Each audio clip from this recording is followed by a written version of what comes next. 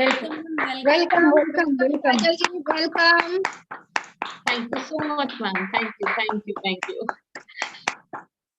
बहुत बहुत धन्यवाद संध्या मैम को बुलाने के लिए और को होस्ट करने के लिए आपका बहुत बहुत धन्यवाद। आपने बहुत शानदार तरीके से being a lady, being a leader इस चीज को होस्ट किया। मैं बहुत बहुत धन्यवाद देना चाहूंगी आदरणीय सरोजनी यादव मैडम का, जिन्होंने बीइंग अ लीडर इस सिस्टम की कमान संभाली, मुझे कॉल किया और इस चीज के बारे में पूरा बताया। बहुत ही बढ़िया तरीके से Sarojini ma'am being a leader work कर रही हैं और मैं उनसे बहुत मोटिवेट रहती हूँ। बहुत बहुत धन्यवाद कल्याणी मिश्रा मैम, उनका फेसबुक पे भी मैं पूरा अपडेट देखती रहती हूँ कल्याणी मैम का। एक तो उनकी मुस्कुराहट, उनकी स्माइल और पूरा उनका परिवार, हस्बैंड वाइफ का जो सपोर्ट है सिस्टम को आगे बढ़ाने के लिए, बहुत बहुत धन्यवाद। एंड क्षमा याचना मैम का भी बहुत बहुत धन्यवाद, जिन्होंने बीइंग एक जिम्मेदार लीडर के रूप में इस सिस्टम की कमान संभाली है। सभी को नमस्ते, जय आरसीएम। मैं काजल शर्मा बरेली उत्तर प्रदेश से आप सभी का हार्दिक स्वागत और अभिनंदन करती हूँ। सर्वप्रथम मैं बहुत बहुत धन्यवाद देना चाहूंगी जितनी भी कोर लेडी लीडर्स हैं यहाँ पे, जो जिम्मेदारी के साथ इस सिस्टम को कर रही हैं। जो भी कोर लीडर्स हम लोगों के बीच में हैं, आदरणीय बीसी छाबड़ा सर, सभी लीडर्स का तहे दिल से मैं धन्यवाद दूंगा। सभी साथी जो इस समय इस प्रोग्राम की गरिमा को बढ़ा रहे हैं, उन सभी का धन्यवाद। मैं बेसिकली बरेली से रहने वाली हूँ। मेरा वर्क प्लेस बरेली है। और अगर मैं एक एजुकेशन की संध्या मैम ने मेरी उम्र कुछ ज्यादा ही कम बता दी। हाँ, हालांकि आरसीएम में आने के बाद उम्र कम होने लगती है बट मैं इतनी छोटी नहीं हूँ। मेरी एजुकेशन की बात करूं तो मैंने अपनी 12वीं तक की शिक्षा नवोदय विद्यालय से करी है। उसके बाद मैंने दिल्ली विश्वविद्यालय से, दिल्ली यूनिवर्सिटी से अपना ग्रेजुएशन, पोस्ट ग्रेजुएशन किया और फिलहाल मैं हेल्थ एंड न्यूट्रिशन की पढ़ाई कर रही हूँ। और साथ में इस खूबसूरत से सिस्टम को अपने पूरे परिवार के साथ रहकर सीख रही हूँ। अभी इस सिस्टम की अगर हम बात करें, सिस्टम ने हमें क्या दिया है, तो सर सीखते सीखते सिस्टम में सर जो लगभग मेरे परिवार में लगभग 50 लाख से ज्यादा इनकम आरसीएम के माध्यम से आई है। अगर हाईएस्ट चेक की बात करें तो 1,75,000 1,75,000 आरसीएम के माध्यम से हमें मिला है। और हर महीने की बात करें तो सर लगभग 70 से 1 लाख की इनकम आरसीएम के माध्यम से हमारे घर में आती है। आई नो इनकम कोई बहुत बड़ी बात नहीं है, लेकिन इस सिस्टम के माध्यम से जो मान सम्मान, जो प्यार, जो नाम हमें मिल रहा है सर, कहते हैं आदरणीय टीसी छाबड़ा सर कहते हैं कि सिस्टम में पैसा तो सबसे लास्ट फायदा है, उससे पहले जो फायदे हैं वो बहुत कुछ है। तो जो लोग इनकम से मोटिवेट होते हैं उनके लिए इनकम है। बाकी सिस्टम में सर बहुत कुछ दिया है हमें, जगह जगह घूमने का मौका मिलता है। अभी सर बाड़मेर, लगभग पाकिस्तान का बॉर्डर, बाड़मेर बालेश्वर मुझे जाने का मौका मिला। अभी नेक्स्ट महीने बिहार का टूर है, इस महीने पंजाब का टूर है। तो इस सिस्टम के माध्यम से जगह जगह जाने का मौका मिलता है, घूमने फिरने का मौका मिलता है। थोड़ी सी अपनी लाइफ स्टोरी आप लोगों के साथ शेयर करूंगी, क्योंकि कहीं ना कहीं सर हम एक दूसरे से सीख कर आगे बढ़ते हैं। ये सिस्टम ही ऐसा है, यहाँ पे सब आगे बढ़ते हैं लेकिन एक दूसरे का हाथ पकड़कर। सर जब ये सिस्टम की मैं उस समय पढ़ाई में सर मैं बढ़िया रही हूँ और बचपन से ही मम्मी पापा ने मेरी एजुकेशन पे, मेरी पढ़ाई लिखाई पे बहुत ध्यान दिया है। सर इसी प्रकार से मैं पढ़ रही थी तो पापा ने एजुकेशन अपनी ले रही थी, तो इसी बीच में पापा जी ने कहा कि बेटा एक सेमिनार है उसमें चलना है। और मेरा ये था कि सर जब हम कुछ ज्यादा पढ़ लिख जाते हैं ना, तो हमें कहीं ना कहीं ईगो आ जाता है, घमंड आ जाता है पढ़ाई का। बल्कि पढ़ने लिखने पे तो घमंड नहीं आना चाहिए, क्योंकि हमें पता चल जाता है कि हमने जितना भी पढ़ा है ना वो बहुत कम है आज के हिसाब से। तो मैंने कहा पापा मैं इन चीजों में कुछ बिलीव नहीं करती, मुझे थोड़ा सा आइडिया था इसमें जोड़ना होता है, इस तरह की चीजें। पापा मुझे ये सब काम ना पसंद नहीं है। पापा ने मेरे से कहा पसंद नहीं है, चलिए मानते हैं ये काम पसंद नहीं है, लेकिन बेटा एक प्रश्न का जवाब दो, आज तक आपने कौन से काम अपनी पसंद का किया है? मैंने पूछा मतलब?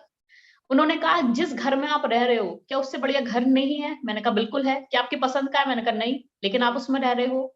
जिस प्रकार के आप कपड़े पहनते हो क्या अपनी पसंद के पहनते हो? मैंने कहा नहीं, मुझे तो और अच्छे कपड़े पहनने हैं, और महंगे कपड़े पहनने हैं। तो पापा ने यही कहा कि जब इतने सारे काम आप बिना पसंद के कर रहे हो तो एक काम और सही। और सर आप कितने भी पढ़ लिख जाओ, लेकिन पिताजी के मतलब बोला जाता है हमारे यहाँ देहाती भाषा में, बापू के आगे किसी की नहीं चलती, आप कितने बड़े अधिकारी हो। तो उस मीटिंग में मुझे जबरदस्ती ले जाया गया। आप में से बहुत सारे लोग इस प्रकार से मीटिंग में गए होंगे, जबरदस्ती गए होंगे। उस मीटिंग में गई तो सर मेरे जितना ये 20-12 साल का जो एक्सपीरियंस था ना सर एजुकेशन का, वो एक पल में धराशायी हो गया। मैंने वहां पे देखा कि अभी तक जो मैंने सपने बुने हैं ना, मतलब सर स्कूल में हमें सिखाते हैं, हमारे टीचर्स कहते हैं बेटा खूब पढ़ो लिखो, अच्छे नंबर लाओ, अच्छा नौकर बन, मतलब नौकरी करना। कॉलेज में पढ़ने गई, वहां पे भी टीचर्स ने यही कहा कि खूब पढ़ो लिखो, अच्छे नंबर लाओ, अच्छा एम्प्लॉय बनो, नौकरी करो, इस तरीके की चीजें कही। लेकिन सर वहां पे मीटिंग में कहा कि खूब पढ़ो लिखो, अच्छे नंबर लाओ और मालिक बनो। मैं मतलब पैरों तले जमीन खिसकने वाली बात थी कि आज तक ये चीज किसी ने क्यों नहीं कही। हमारे रिश्तेदार भी हमसे यही कहते थे कि खूब पढ़ो लिखो, अच्छे नंबर लाओ, अच्छी नौकरी करो। हमारे माता पिता ने भी हमसे यही कहा।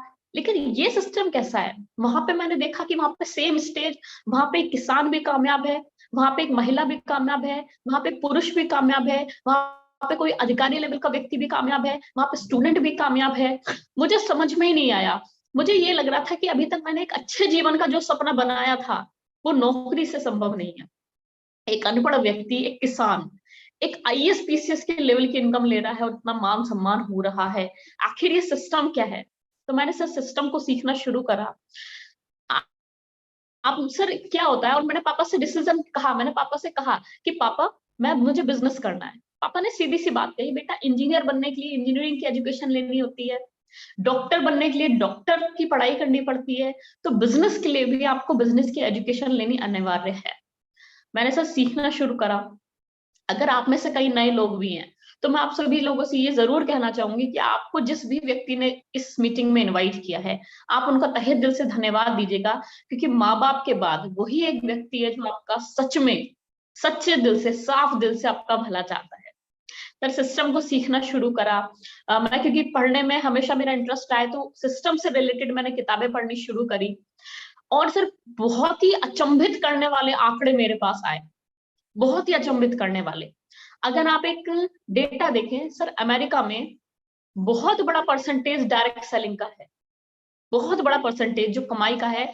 एक अर्थशास्त्री ने एक डेटा दिया कि पिछले 5 साल में जो सबसे ज्यादा मिलेनियर बने हैं, करोड़पति बने हैं, उसमें से 40% लोग डायरेक्ट सेलिंग से बने हैं। और सबसे अचंभित करने वाली बात क्या है, उसमें से 75% महिलाएं हैं। महिलाओं का बहुत बड़ा रोल है। अगर हम बात करें सन 2016 में, सर डायरेक्ट सेलिंग पे पहले कोई नियम कानून नहीं था, लेकिन सन 2016 में आपने देखा होगा, एलआईसी के बारे में सुना होगा, हमें से बहुत सारे लोग एलआईसी भी करते होंगे। सर एलआईसी को पहले करियर के रूप में नहीं लेते थे, क्योंकि उसके ऊपर कोई नियम कानून नहीं थे। लेकिन जब सरकार ने एलआईसी पे नियम कानून बनाया, एलआईसी को एज ए करियर के रूप में हमारे साथी करने लगे हैं। सर सन 2016 में डायरेक्ट सेलिंग के ऊपर गाइडलाइंस आई। अभी जो जयपुर में धरना हुआ था उद्योग मैदान में, आप में से बहुत सारे लोग हैं, वहां पे मैं थी।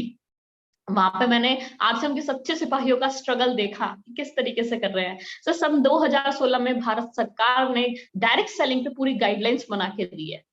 कानून डायरेक्ट सेलिंग पे बन गया है। शॉलिनी यूनिवर्सिटी हिमाचल प्रदेश की, वहां पे डायरेक्ट सेलिंग को डिप्लोमा कोर्स आ गया है, 1,72,000 में वो सिखाया जा रहा है। दिल्ली विश्वविद्यालय में डायरेक्ट सेलिंग पे किताबें आ गई हैं। एमबीए का जो भी मार्केटिंग का कोर्स है, आपको डायरेक्ट सेलिंग पढ़ना अनिवार्य है। बिना डायरेक्ट सेलिंग पढ़े आप उस चीज को पास नहीं कर सकते। तो सर ये आज के टाइम का फ्यूचर है, आज जो चल रहा है। लेकिन सर जब मैंने पहले पढ़ना शुरू करा था, इस चीज के बारे में इतना सब कुछ नहीं था उस समय, और मैंने धीरे धीरे सीखना इस सिस्टम को शुरू करा। बहुत सारे चैलेंजेस आए। कई लोगों ने कहा कि बेटा किन चक्करों में फंस गए, तुम पढ़ाई करो। वही सर जो अभी तक होती है, अभी तक जो हमें सिखाया जाता है, वही सब सीखा।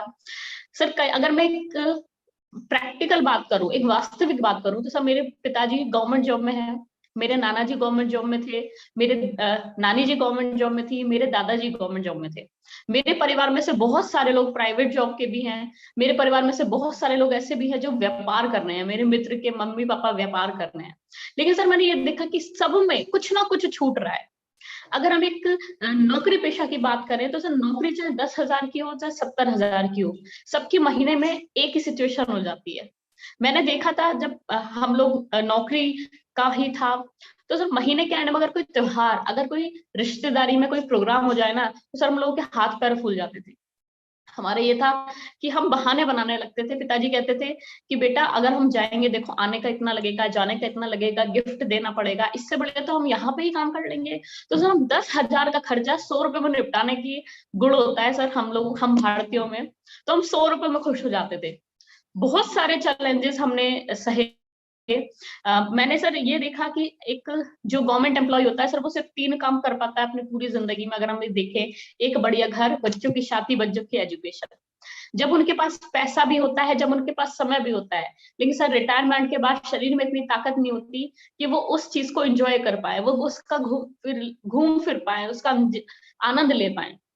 तो प्राइवेट जॉब की बात करूं तो मेरी जो एज है, तो मेरे जितने भी साथी थे, मेरे क्लासमेट थे, वो सर कहीं ना कहीं सेट हो गए। अगर मैं प्राइवेट जॉब की बात करूं तो सर मेरे कई सारे जानकार हैं जो प्राइवेट जॉब कर रहे हैं। सर परिवार अलग, खुद अलग, पैसा बढ़िया मिल रहा है, लेकिन स्वास्थ्य भी गया। मैंने कई सारे मेरे मित्र हैं जिनके मम्मी पापा बिजनेसमैन हैं। तो सर माँ बाप और बच्चों के बीच में कोई कोऑर्डिनेशन नहीं, जिसके लिए हमारी भारतीय संस्कृति जानी जाती है, माता पिता बच्चों के बीच में जो रहता है, सर कुछ नहीं। एक बिजनेसमैन से मैंने पूछा, सर बच्चे कितने बड़े हो गए? कह रहे बच्चे इतने बड़े हो गए इस समय। मैंने कहा सर बच्चे तो ऐसे बढ़ते हैं, आप ऐसे क्यों बता रहे हो? तो उस व्यक्ति ने कहा कि बेटा जब मैं सुबह जाता हूँ तो बच्चे सो रहे होते हैं, रात को लेट आता हूँ तो बच्चे सो रहे होते हैं। तो मैंने उनको ऐसे ही बढ़ते हुए देखा है, ऐसे बढ़ते हुए तो बहुत ही कम देख पाता हूँ। तो सर ये कहीं ना कहीं सिचुएशन है समाज की। तो सर मैंने डिसाइड किया कि मैं, सर कुछ ना कुछ छूट रहा था, कहीं परिवार छूट रहा था, कहीं समय नहीं था, कहीं पैसा नहीं था, कहीं स्वास्थ्य जा रहा था। लेकिन इस सिस्टम में आके देखा कि 5 साल अपनी एड़ी चोटी का जोर लगा के सिस्टम में काम करना है। उसके बाद आपके पास मान सम्मान, परिवार, प्यार, पैसा, अच्छा स्वास्थ्य, सब कुछ एक प्लेटफॉर्म पर अगर मिल सकता है तो वो आरसीएम सिस्टम है। एक बार जोरदार आपको ताली बजा लीजिए, प्राउड होना चाहिए कि आप इतने खूबसूरत सिस्टम के साथ जुड़े हुए हैं। सर नए भारत के निर्माण की हम लोग बातें करते हैं। सर इस सिस्टम्स के माध्यम से मुझे इतनी कम उम्र में इतनी सारी जगह जाने का मौका मिला। आज हम फोर्ड की गाड़ी मेंटेन करते हैं। और सर पहले जब मैं पापा से कहती थी कि पापा देखो कितना बड़ा घर है, हम भी ऐसा घर लेंगे, तो पापा का कहना होता था बेटा ये इतना बड़ा घर 1 नंबर की कमाई से संभव नहीं है, कहीं ना कहीं 2 नंबर की कमाई से इतना बड़ा घर बना रखा है।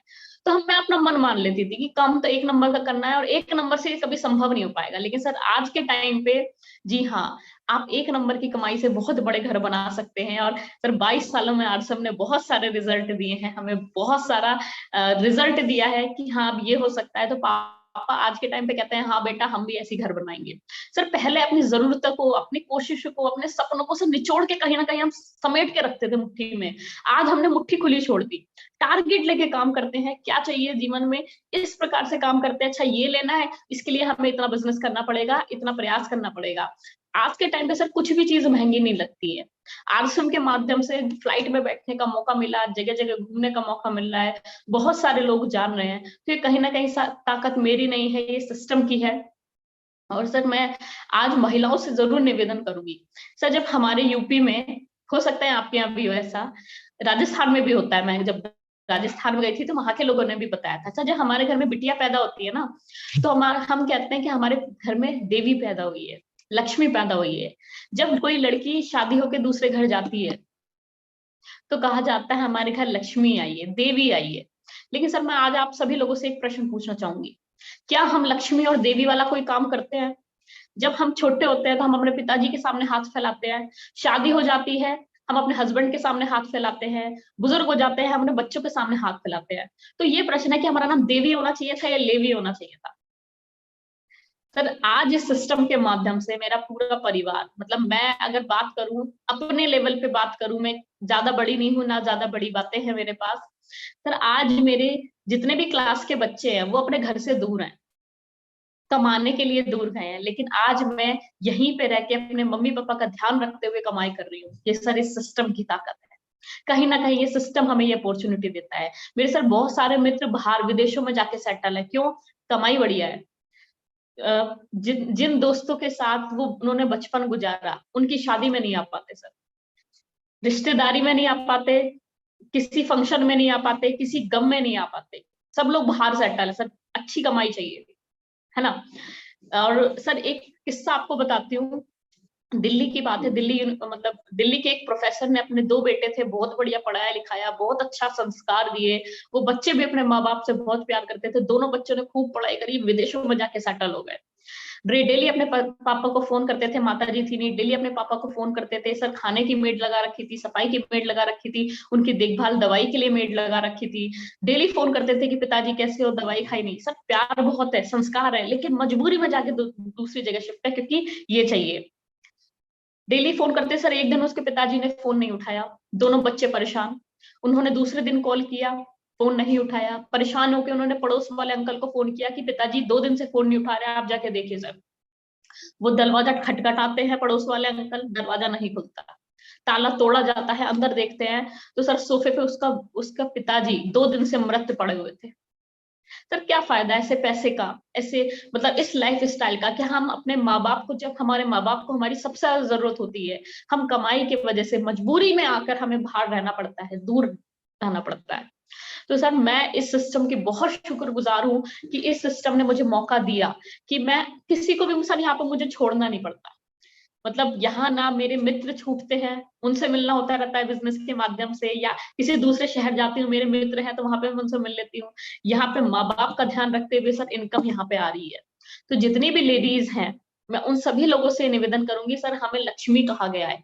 अगर आप ठान लो ना, आपके घर में कभी पैसे से रिलेटेड दिक्कत आ ही नहीं सकती है। जितने पुरुष साथी यहाँ पे बैठे हैं, मैं उनसे निवेदन करूंगी, अपनी बहन, अपनी वाइफ, अपनी बेटी को इस बिजनेस में इन्वॉल्व करिए। हो सकता है सर उनका गोल कुछ और हो, लेकिन आप उसमें उनको इसमें इन्वॉल्व करिए। यहाँ का जो संस्कार है, यहाँ का जो एनवायरमेंट है, वो सर बहुत बढ़िया है। और सर एक कमाल की बात बताऊं, मैंने सर ये पाकिस्तान के बॉर्डर पे जो सफर किया, अभी जो मैं करने वाली हूँ, अभी पिछले महीने लगभग दिसंबर के टाइम पे मैं बस्ती देवरिया साइड गई और सर अकेले ट्रैवल कर रही थी।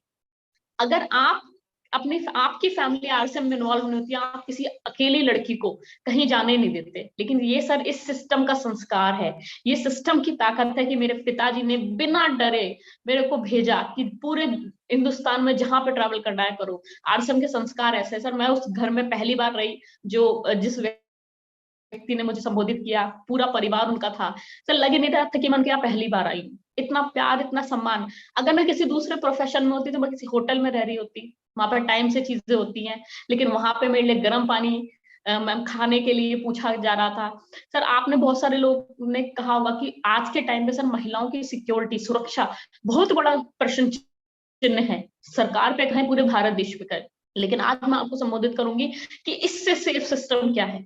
बहुत सारी गवर्नमेंट टीचर्स है बेसिक में, जो जगह जगह गांव गांव जाती है 40-45 किलोमीटर दूर रह के। वहां पे कई बार मैंने देखा है कि प्रेगनेंसी में छोटे बच्चे के साथ वो ड्यूटी कर रही है इलेक्शंस की।